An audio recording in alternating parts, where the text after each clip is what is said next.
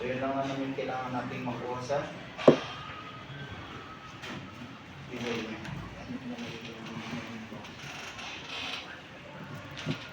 Yan, kailangan nyo makuha itong taas.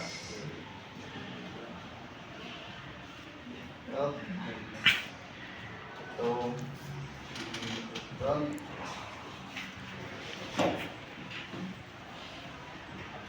Back. Tsaka yung side.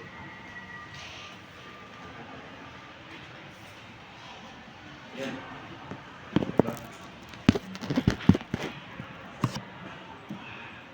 So, kahit gawan nyo muna yung mga profile nyo. Sketch nyo muna.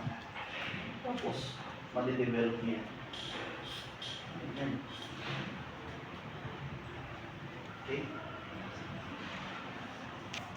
Kasi kung unahin nyo agad yung mga naka-perspective, yung mga nakagano, nahirapan kayo. Okay?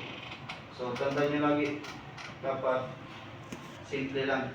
Simple, always simple. Kung muna ka magdadive sa may mga angles sa mga ganyan. So, ang gagawin kasi niya, sisirain nyo yung naka-core nyo, which is yung structure. No? Nadadali na ng perspective. Ano ba? More on focus sa details kasi masyado ng close up yung ibang sides. Diba? Yun.